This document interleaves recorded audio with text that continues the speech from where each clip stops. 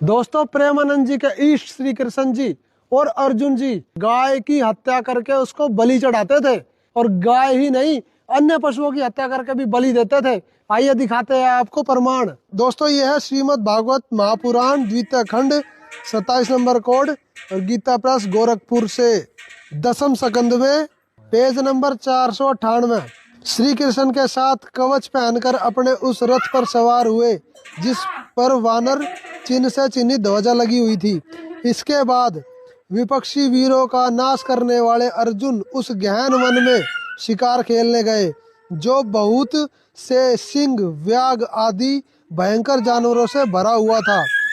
वहां उन्होंने बहुत से बाघ, सूअर, भैंसे, काले हिरण, सरब, गौवे, गाय, जिसको गौ प्रेमी कहते हैं ना, पहले वो गाय गू सबका शिकार करते थे, कोई दिक्कत नहीं थी। मांस सब एक है, मुर्गी, हिरनी, गाय, आंख देख नर खात है, ये सब नर कहे जाए। तैयारी कर लो भाई, अटैची संभाल लो, नरक जाओगे। गैंडे, हरिण, खरगोश और शल्लक, शाही आदि पशुओं पर अपने बाणों का निशाना लगाया। कैसे कैसे राक्षस। उनमें से जो यज्ञ के योग्य थे, यानी कि जो बलि देने के लिए योग्य थे यज्ञ में, उन्हें सेवक गण पर्व का समय यानी कि त्योहार का समय जानकर राजा युधिष्ठिर के पास ले गए, यानी कि राजमहल में ले गए।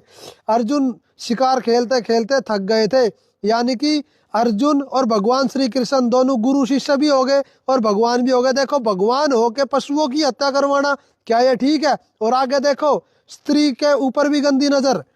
अब वे प्यास लगने पर यमुना जी के किनारे गए।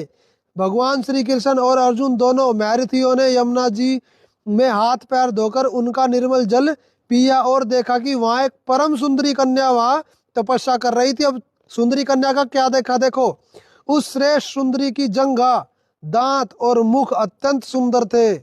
उनके अंदर परमात्मा के तो एक भी लक्षण नहीं है।